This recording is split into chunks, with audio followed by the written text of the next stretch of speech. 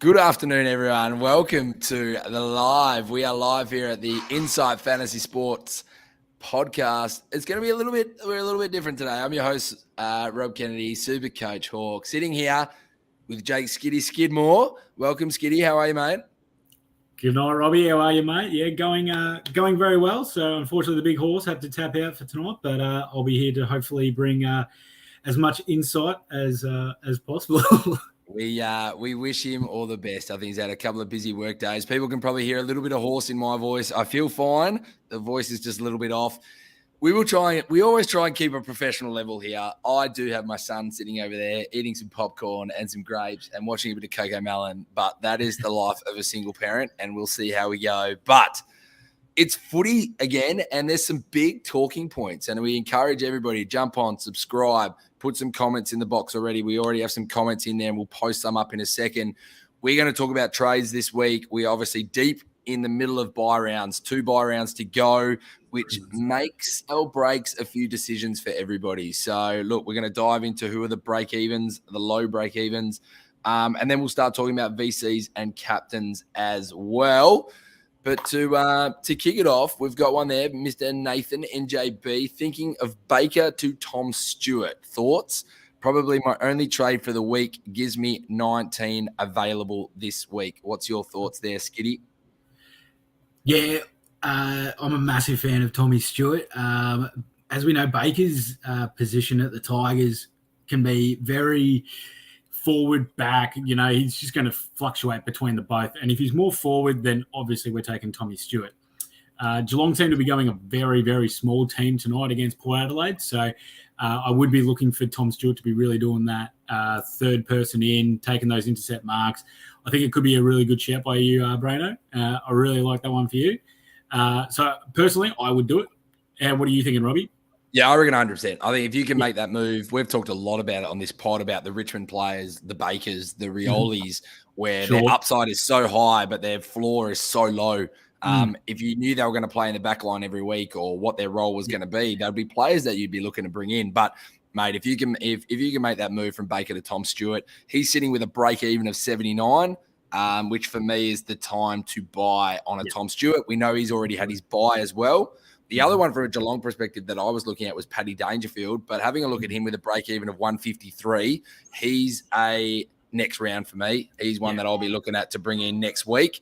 Someone like him and a Callum Mills will be the two people that I'll be looking at to make a big call while the price is low and get him in. So yeah, Tom Stewart for Baker. I love it. Do it. 100%. Absolutely. Where's your team sitting at? How many you got? How many green ticks you got this week, mate? Yeah, so this week, how many have I got? 1, 2, 3, 4, 5, 6. Clary's not playing. Clary's probably not playing. So one more week. We got roughly about enough. I've just got enough. As you know, I probably have too many North Melbourne players in my team, so they're still going well as soon as they're playing this week. But yeah, I have got enough to go. I'm now two trades out of having a full team of primos, so we're nearly into the point that we want to be. I've got the boys sitting there as well, so I can upgrade Chincotta when he goes, so that'll be nice. Hopefully he gets me a little bit more this week. And then I've got Eddie Ford and Georgie Wardlaw to then make me a bit more coin to swap out of, and then I'll be using one of my extra trades to get rid of Cripps because he sucks. Yeah, Cripps will have to go for me. I'm holding on one more week. At the end of the day, though, I may end up making the decision to go, you know what? His value's gone so low now that I just have to hold it and ride it out for the rest of the year. So for me, it's probably ending up going to be a hold now that I look at it and what's available. How confident are you? So I'm looking at my list, and I assume a few of these people have them still on their list. So sitting with the exclamation point, so obviously sitting there on the extended bench for a Sunday game, Rory Atkins, Cincotta, and Humphreys. I mean, Humphreys has got to play. Surely he's not getting dropped. How confident are you in Atkins and Cincotta actually ending up with the green tick? Atkins can't be 100% certain. We know Stewie Jew likes to swing the magnets around, and he doesn't give a stuff. If he sees a matchup that he sees that is going to be more beneficial for one player to the other, he's taking it every single time of the week. So Going against Carlton, I mean, what would you rather? Atkins with a bit more of experience, or are you going to bring in a younger guy? I mean, the sub last week was Hewland, so a bit more run and gun. I mean, I'd be more like 70% confident that Atkins is going to play, but I'm about 95 that Chincotta is going to play. I think the way that Carlton would have named him out already if like they weren't confident in how he's playing. And let's be honest, he was playing reasonably all right last week against Essendon.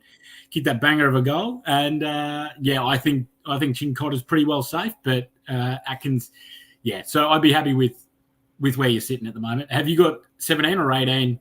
I've got 19, so I'm 19, good. beautiful. I mean, unfortunately, I've still got Briggs on the bench. That's fine.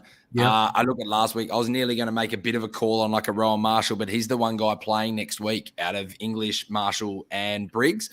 My plan for Briggs was always to do what he's done now, and he's exceeded that, which was to bring him in, hold him until round 15, and then look to upgrade. But I could make a really gutsy call on like a Marshall and move from there. But I think I'll stick with the two guns in English and Marshall and move Briggs and just get him for his cash. That's where Darcy Cameron could come into the mix or something like that, just to have some backup for the rest of the year. Mate, I think we need to – absolutely. I think Darcy Cameron's going to be that one that goes in the forward line, averages you 90 to the end of the year. And then, look, if someone happens to go down, then you just do the little switcheroo and throw them in. You feel confident till the rest of the season, especially when we know a lot of people who at the end of the buys, mate, are going to be sitting with 3 trades, 4 trades, 5 trades. I mean, mate, you're living life. I know you want to get that full team of primos as quick as possible, but that, to me, is living life on the edge. I'm still sitting with 11 trades. I haven't made my moves this week, but I'm going to ask you the question, and I encourage people to get on and have a chat and fill us in on where they're at. Absolutely. Let us know. Where are you sitting with the likes of, if we look at the break-evens this week? So the $1 million questions are Lewis Melican, Taron Thomas, Matty Johnson, and Nat Fyfe have to be probably the 4 main names that are getting talked about. Now, just to give everyone who's listening along, we know most of our listeners are pretty switched on and know what the numbers and the figures look like. Melican's sitting with a minus 39 break even, so there's a very good chance in sitting at that 172. We know Sydney have their injury issues in their defense, but he is only a defender. Taron Thomas has probably been the strongest out of all of them from the 2 performances, averaging 101 and has a break even of minus 29. But we also know that he hasn't had his bye, so he doesn't play next week. And then you got Matty Johnson, who just he's played quite a few games, but he's sitting there with a 96 from last week, so he has a minus 22 break even, but he's only a mid at 252. And Nat Fyfe obviously sitting there with a break even of only minus 3. Come off the back of a 96 last week, but a 275 900 mid forward who's already had his bye, so you feel covered for the rest of the week. Bloody oath! And when you really look at it, the 2 main players there are definitely Taron Thomas and Nat Fyfe. They're the 2 big point scorers that you can really look at. I mean, Taron, since coming back from his issues, he's been fantastic for North, and he's really been trying to break the game open, doing well. And then you got Fyfe, who's just 2-time Brownlow medalist. He's all class, and it really looks like he's like really pushed past that injury now. So if I was going to go for one and you had the money, Fyfe is the one for me with the dual position of mid forward, and just you got that confidence in Fyfe that he's going to be able to do it now that he looks more comfortable coming back into that Freo side. So I would say Fyfe if you have the money. Taron, I'd probably would have a go at it as well. But the only thing that would lean me from Fyfe to Taron is that that you have to make that decision on Taron this week, tonight. Because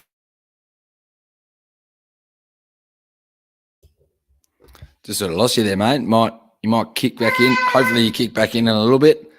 Here we go. Yeah, you're back. I think we got you back. All good, mate. I don't know what's happened there.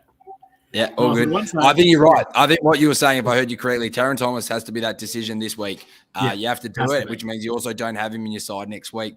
I'm very tempted to actually pull the trigger on bringing Fyfe and Thomas into my team. I think it'll give me a little bit of cash as well. I know that Fyfe's going to be sitting there for the rest of the year. It allows me to make a couple of moves. I've still got 110 10K in the bank as well at the Nice. moment too. So, look, I think I have to make those types of moves. The last thing I just need to have a quick look at is what my team looks like for round 15, which we know for me is going to be one of the biggest moving weeks of all, with a lot of people missing some players. So they're probably the two trades I'm looking at. Have you watched much of Malikan? Like, where does he sit for you? He's sitting with an average of 70. He had a 52 last week, which obviously means he must have had around an 87 against Carlton. So he had 87 against Carlton. They then obviously had the bye, and then a 52 against St Kilda. Where does he sit for you in the realm? I mean, a massive break even of minus 32. Even if he scores, he's projected to score 58. I mean, there's 43,000, nearly 44,000, even if he just scores a 58 this week. Yeah. And he's looking. I have been watching a few Sydney games, obviously since the North Melbourne Sydney game, and I remember looking at him on the field, and I went, "Geez, who the hell is that? Like, who is it?" I kept thinking it was Robbie Fox, but no, it was Malikan. And last week against Carlton as well, and he just kept popping up, just continuously kept popping up, and his effort and work rate out of the back line as well, where you'd see like Blakey be the one that was just like breaking the line and going down for it, but Malikan was that first one where he'd try and get that first one, handball out, bang. Or he'd just get that kick out like when they needed it. Or it was that little 45-er from Lloyd or something like that. He really plays that Sydney backline game style really, really, really well. So I'm super impressed with him. I think his spot is actually pretty well solidified now. Obviously, we know that when the McCartans come back, if they do, bad luck for them. But if they do, then, it could be going a bit more downhill. But the way that they're going at the minute, you could really see Malikan doing some damage for a long time. So I like him. I like his game style. I like the way he plays. So if he can keep cracking it, I mean, it's a good one to ride. It's probably better than looking at, I know he's 175, but if you're looking at like the real bottom price just to sit on your bench or whatnot, but it could be a nice little cash grab for another couple of weeks until the McCartans are back. Speaking of bottom priced, and you're looking at those players who are the bottom price, I mean, the only one that really jumps off the page for me would be a Marek at 102. He's now getting a game for the Eagles. He kicked a couple of goals. Where does that sit in your realm? I mean, do you just whack him on the bench? Do you make that move now? Do you let him play another one and wait for the upgrades? So what I actually did was that I needed to just make a little bit more coin last week. So I actually brought Marek in straight away because he was bottom dollar. I knew he was going to get a game. I hadn't seen much of him, but, in West Coast, I wasn't expecting a whole lot, even if he was going to get me anything. But he was still 102. So I just brought him in because he's bottom dollar, he's getting a game. That's the main thing. I actually already have him, and that enabled me to then bring in Luke Ryan. So I was pretty happy with that, even though he had a shocker. And then I've also done the bottom dollar again because I don't care about my bench very much, and I brought in Sin from Port Adelaide. Just to get a bit more extra cash from me holding Samson Ryan for so long. So, I've just been right now. It's just looking at getting the real little price players to then upgrade to be able to get the primos in there, and then I can once I have all my team of primos, I'll just chop and change with my last 8 or so trades or whatnot. So that's the way I'm looking. Let's have a quick chat then about a couple of primos before we dive into the games. And look, I encourage everyone to get on, ask some questions. I know the game's starting soon. We'll probably be wrapping this pod up at past so that people have time to get to the footy and get your multis on. Mate, and I need some time to make my actual trades. I haven't got my official trades. That's how busy I've been this week. But I don't think I need to make any moves tonight. But that being said, primos, who are you looking at in the ways of, Brayshaw's getting talked about a lot at the moment. Sarong, people looking at that Fremantle because they've already played their games. Who are the primos? I already mentioned the likes of Dangerfield and Mills that could come into the frame next week. Where are those? Who are those primos that you are looking at that people don't have? Are you looking at points of difference, or are you looking at people that you just are sure of? I think it's a little bit of both. I mean, I was looking at Sarong, but now he's got concussion now, doesn't he? I believe. Is he out or is he in? I'm not 100% sure, but I didn't see his name listed as out. I'll have a quick look, but you keep chatting. Yeah. Oh, okay. Yeah, if you don't mind, that'd be great. So basically my midfield is pretty much done, besides probably next week when I drop I don't know if I'm going to drop Cripps now after what you said, but he'd be one that was going to go. I've need one spot in the back line, one spot in the forward line, and then maybe in the mids.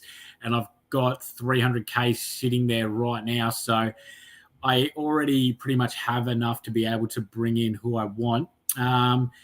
When it comes to, looking at those primos that I do want, I kind of look at people that I am sure of and people that are also playing well in the role that is solid. So if you asked me a couple of weeks ago, in the back line, I was 100% bringing in Sicily, but now he got absolutely dog rolled by that suspension, 3 games. For what happened to McCluggage, I think that's a bit stiff, in all honesty. Don't know if that should have had 3 weeks on it, but that's all right. So now I am very much looking at Sinclair from St Kilda and Caleb Daniel. I mean, he's just been on fire, hasn't he? It's hard to look at something and just go, he's actually playing that well. He's playing that role that we talked about on this pod as well. He's playing a role now. He's taking sort of JJ's role. He's getting a little bit of midfield time at the same time, and he's so efficient with the ball. He's got such a lovely kick on him. He comes around. He knows how to get the ball at the same time. Mate, I've had a cheeky look. I think who you're mixing up Sarong with was Aish. Aish got concussed. Oh, yeah. Aish is the one that's out. Yep. Sarong's got a high break even this week. I've definitely been looking at Andy Brayshaw as being my possible primo to look at this week. He's got a decent break even, and I think the numbers he's putting up, he looks a better player with Fife in the side as well. As strange as that may sound, you think still in the midfield time, he looks better. So if I'm looking to upgrade, it's that. I think this week though is going to be me setting my tone. So with 100K in the bank, I'm going to look at bringing in Taron Thomas and Nat Fife. I feel good about that. I think I can cover the fact of Taron Thomas missing next week. And then that should leave me enough cash in the bank to really actually start bringing in some players that might be a couple of 102s and then do a big upgrade. And I'm definitely looking at the Stewarts, the Sinclairs. I like that. And I do need to find another mid as well to bolster up. Do you have all your forwards set? Forward primos? Yeah. Jeremy Cameron is one I'll be looking at. Jeremy Cameron is one that I'll definitely be looking at. I have 2 that I'm looking at. Yep. And one is Jezza. And the other one is the one that I've been looking at, and he's been doing really, really well. But I just don't have I don't have faith in him for some reason. And that's Shai Bolton. But I don't know why I don't have the faith in him. And it's just but he's been putting up great scores. But I don't know why I'm just not having faith in him. I don't know if it's because Richmond he falls into the Richmond realm of what we're talking about. You don't know where he's going to play. If they play him as a forward, you're like, cool, great. He's a great player to watch. If they play him as a mid, he can put up numbers like 151 against Fremantle in the rain. It's just, mate, you're not wrong. I mean, West Coast, he tore it up with a 152. Geelong, he had a 92. So he's from his first half to his second half. So if you look at his first 6 games, he went 76, 54, 94, 78, 65, 82. But since then, he's gone 97, 152, 92, 139, 120, 77, and 151. So, mate, you're not wrong. It's hard to look past. I mean, I don't know if he's just finding his form or if he's actually solidifying himself in Richmond or if it's just week-to-week basis. So he's the one that I'm keeping an eye on. But I just don't know. If I still tell you he's a 574 compared to an Angus Brayshaw who's a 595, you know what Angus Brayshaw is going to do. It's a tough call.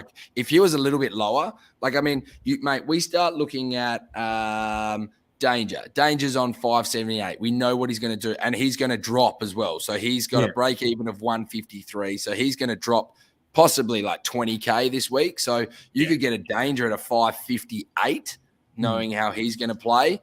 You could also go a Callum Mills, who's sitting. You can go and watch, mate. I'm going to let my buddy come and join. You could go a Callum Mills, mate, who's a 471. Now, when he comes back into that Sydney side, they've established their back line a little bit more, mate, to the point that their backs are back. They've got Jake Lloyd playing up on a wing. Mills is going back. Mills is going back into that midfield. He's going back into that midfield. If you can get a Callum Mills who's 171K less than what he was to start this season, Sydney are going to have to make a bit of a charge. And to make that charge, he goes into midfield. I'm bringing him in. It's just when he's fit, you might let him play one game because he's got a 169 break even. And I'll tell you what, after that, he's coming in because you could be able to pick up Callum Mills at 4 you might be able to pick up Callum Mills at 450, 445. Yeah. So there, Robbie, and there's a great point, because what did we say beforehand? We really are hating how Cripps is playing, but we don't find anyone that's able to be traded for. Would you do Cripps for Mills? Would you do Cripps for Mills? Sideways move. There you go. This is why we do the pod, because it answers the questions for me. There it is, mate. I love it. No, that's a really mate, you know what? That's a really good call. When you're going to have a look at Callum Mills still has to play one more game. You have to let him play it, let him drop, and then bring him in after that. Cripps' bye comes in and it lines up perfectly. There it is. I tell you, the only thing I don't like about Callum Mills is if you're playing leagues. So for all our friends out there who are playing leagues, if you make the prelim or the grand final, he's playing Adelaide at the Adelaide Oval, and he's playing Melbourne at the SCG if you make a league grand final. So, but look, Callum Mills can still put up big numbers against anyone. He's a classy player. And he loves a tackle too. So can skyrocket. Mate, at that price, you can't not. At that 100%. Price, you can't not. Mate, we're going to move on. News on Clary. Clary, from what I heard, did a massive run on the MCG after the Kings' birthday game. He looks set. He looks ready to go. Unless any minor setbacks, he will be playing next week. Yep. I think if we have a cheeky look just to have an answer, I'll type away as I go along. 658. He's got a break even of 143. So if you don't have him, I'd let him come back in, play another game, and then look to bring him in after that for sure. Yeah, caps at GMHBA as well for his comeback. So that's thanks. Not 143, but the week after, yeah, absolutely. Clary needs to be a must. Especially coming let's dive in quickly. We've got about 5 or so minutes to go. I'm really impressed with my son that he's doing that. Not bad for a little 2-year-old, little legend. Mate, tonight we've got Port Adelaide versus Geelong. Let's go through this. Let's go through this sharp. Give me your tip and any VC that you're going to throw on. Maybe you can only give me who would be your top 2 names for your VCs plus your tip. Let's go. Right. One from each team. One from each team. Yep. No worries. Battle of the midfield tonight. Port versus Geelong. I think Port's going to win it. I think at Adelaide Oval. For my VC, Tommy Stewart for the Cats. I think he can really do some damage down there. For Port, it'd be toss up between Rosie or Butters. I'm going to take Butters. Stick with my boy. Yeah. I love that. Who have you picked to win? Port. I think their midfield beats Geelong's comfortably. Yep, I think I've got Port as well. I like Zach Butters. I'll say Connor Rozee just for shits and giggles. Nice. And look, not danger yet. I think he's got to find his straps. Let's go. You know what? I think no one's got him, but I'm just going to say it. Let's see what Blickvast puts up tonight. If he's the only ruck going up against Scotty Lysett, look, would I throw the VC on him if I had him? Probably not, but let's have a little chatting point. Have a look what Blickfast does, maybe. Jezza's a good one. I really like, mate, Port look good. Porter looking good, man. They do. They look fantastic. I think it's going to be 11 in a row tonight. Yeah, mate, they look solid. And to have 9 in a row at Marvel is just unbelievable. Yeah. The only interesting thing about that, though, is more than likely, if they don't finish top 2, Melbourne and Collingwood will, which means you're playing a prelim at the MCG, not Marvel. Yeah. But they look good. We go to Brisbane versus Sydney at the Gabba. Interesting things out of Brisbane, as people might be aware, with Daniel Rich and Jack Gunston just basically withdrawing themselves, saying they're not playing up to the standards they want to be. Our man, Mickie Dell, the big horse, claimed. Good on him. Like Gunston really isn't playing. Good leadership. And Mickie Dell called it earlier this week and saying, you know what? I actually think Daniel Rich won't hold his spot soon. Well, this is a different way about that, but pretty much called it, which was a big call. But what are you? Who are you tipping and VCs, mate? If this was anywhere but Brisbane, I'd be going Sydney. But I'm going Brisbane. It's a fortress there. They love playing up there in Brisbane. Swans are still a bit underhanded, so I'm going Brizzy. This is where I've done it myself. I've talked myself into it. I'm backing myself. VC on Dunkley this week. I think he's having another big one. He's going to have a point to prove after losing to Hawthorn last week. I'm loving Dunkley. If I'm going anyone for the Swans, I'm going to say Lukey Parker. I think Parker's going to come out and have a fair one. I think it's just going to be them two having a real head crack at each other in the guts. No, I love that. I think Brisbane for sure, absolutely. Dunkley's got to get the VC. I think he'll be getting my VC as well. He had my captaincy last week, which was massive. We've talked about his numbers lately. He's been unreal. And from a Sydney perspective, I'd go Chatty Warner. I think Chatty Warner will. Yeah. I don't mind that. The other one I'd say to people is look out for Lachie Neale. He's due for a big explode, I reckon. Yeah. I think he's got to absolutely explode. The only thing I will say about Lachie Neale, though, real quickly, Neale, when it comes to these teams that love like inside balls, that love like getting into the tackles, like Mills, Parker, like they're going to really try and get into him straight from the start of the game. And Neale's not one that likes a bit of physicality in a tag, so I'm a little worried about that. But I do like his foot speed to outbeat the Sydney midfielders, so I'd be hesitant on Neale's massive score. I still think he'll get 100, but not going huge. That's why I like Dunkley more. Nah, good call, and I love what Dunkley's doing. Absolutely. He's one of my faves. GWS Fremantle, mate. We're starting to get into C territory now. So who are you tipping, and would you put a captaincy on anyone in this game? This one, no idea. Absolutely no idea. The only thing that I have that is separating the two teams is that I'm going the Giants because it's at the Giants Stadium, and the fact that no Sean Darcy really, I think, hampers Fremantle. So I think Briggs and Jackson's going to be a very interesting matchup. Josh Kelly back in. I'm giving the nod to the Giants. And with my captaincy, if I had to choose, give me, you know what, I'm going to do it. Give me the Himmelberg. Give me the big Himmel. And then for Freo, I'm sticking with Sarong. I'm going with Sarong, yeah. Mate, you raise a really good point. Is Himmelberg an in for you? 26 break even. Should I be going a Himmelberg over a Taron Thomas? How much is Himmelberg costing? Himmelberg is only costing $374, and the coach has come out and said he is a lockdown back for the rest of the year. I want to see Kingsley put it into action though. I want to see him in back for the whole game, but I don't know if that break even geez, that's tough because we saw what he did last year down back, and he can put up some massive scores down back. His jumping and leaping is unreal. His intercept marking is fantastic. So, I mean, if I was on the verge of one, I have to wait. I have to wait and see that he's going to stick by his word. A lot of coaches will say that bullshit just to make us really excited about it and get it pumped up and everything, and then they just have him down forward for the whole game. You go, why the hell would I even bother? Does Taron Thomas still get as much midfield time with Simpkin back in the team?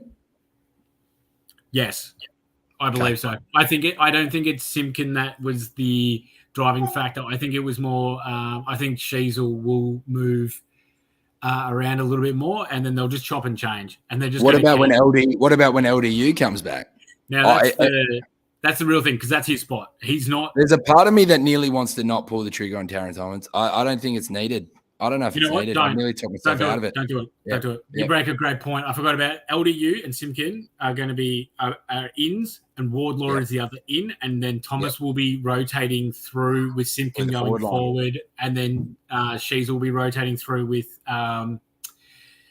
Wardlaw, and then LDU is going to play majority of it, and then it's just going to be a complete rotation.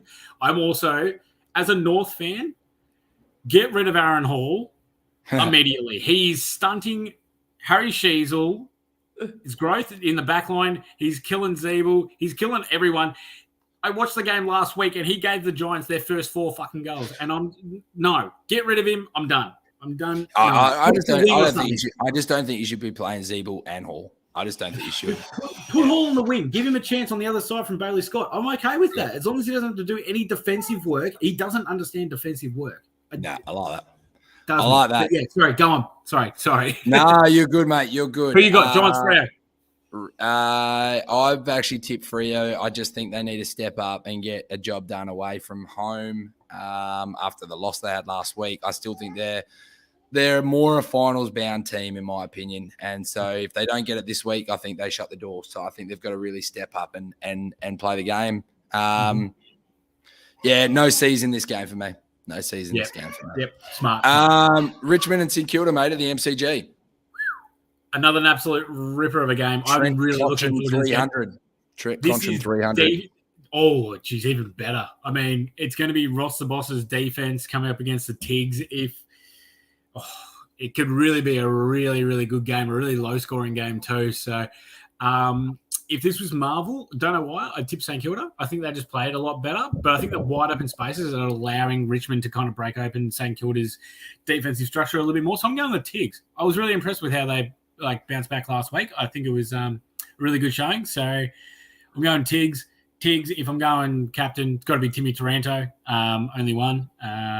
Aside from Bolton, he could actually do it again. We'll see. I reckon it's a crazy. It shows where the footy's at the moment. I'm tipping St Kilda. I think Richmond coming out of the gun, out of the gate fast for the Captain Courageous.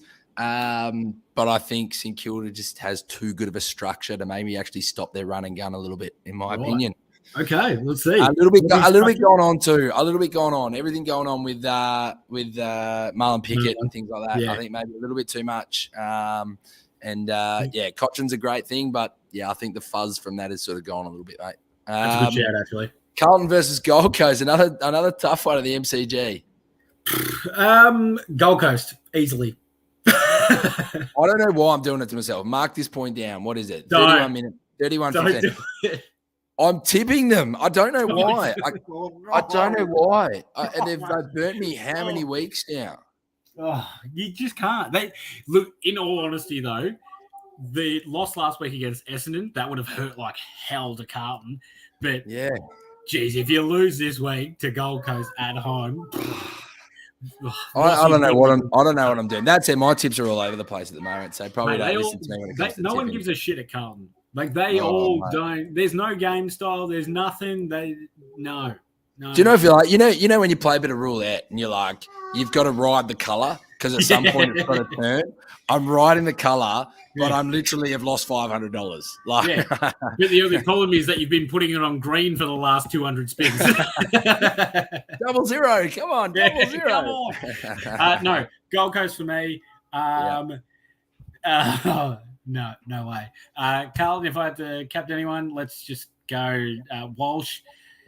And let's go Gold Coast, Noah Anderson, baby. Yeah. Noah Anderson, your boy. I love that. Yeah, very good. And the last round, your boys, North Melbourne versus the Bulldogs at Marvel. Another tough pick. I think my love bias I've tipped North. But then again, I thought LDU was playing, but he's not. So that kind of sucks. Goldstein English matchup, very, very interesting. So I can't wait to see that. I'm going with North. I think we've been playing a lot better these couple of weeks, and Dogs have really been on a downslide. So I still think that there's just something wrong there. I think the Dogs have made the right moves this week. They've done a few moves. I think they tried to give a few players a bit of a go. I think they've made the right moves. Again, they're a team that has to step up and win a game like this. You can't not. That's no disrespect to North and the way they're going about it. I think Bulldogs have to step up and win this game. I think Bont puts them on their shoulders. Libba's been amazing, and English needs to return a little bit of love because he's been a little bit off the last couple of weeks. Hasn't been great. That said, he had a -4 in the first quarter to bounce back and have like a 98. 91, but I just think this is one of those games where he has to go, you know what, I have to announce myself again as the All-Australian candidate that he has been throughout the year. So, honestly, and why wouldn't you? This is the perfect week to do it against probably a Hall of Fame ruckman, one of the best ruckmen that we've seen in the past 15 years or so in Todd Goldstein. And I think this is going to be a big week for English. But if I'm going to say it now, if you have Tom Liberatore in your team, captain on him. Libba is going massive against the small bodies of North in the midfield. Jai Simpkin, Wardlaw, Sheezy, Taron Thomas. They're all quick, but they're all not got the muscle mass and the intent to the ball that Libba wants. Libba's going to get the C. He's going to get a lot of disposals. So, that call. That could be a move for me. We'll see how we go. If Dunkley doesn't come through with the VCs, we'll see how we go, mate. It's a good backup to have. See if I've got the Kanakas to pull that off, mate. We'll see how we go. Hey, it's a skid guarantee, all right? Oh, whoa, mark Yeah. that down. 34 minutes and 43 seconds. I tell you what. Liver. Love that. Love that. Mate, thank you so much for your time and jumping in today. We always appreciate you jumping on the pod. Thanks for everyone who tuned in and listened in. We're 15 minutes away from bounce down. I actually think three votes goes to this guy for actually being Leo. throughout the whole pod. 3 votes to Leo. To everybody, this has been the Insight Fantasy Sport Podcast with a twist. Peace out.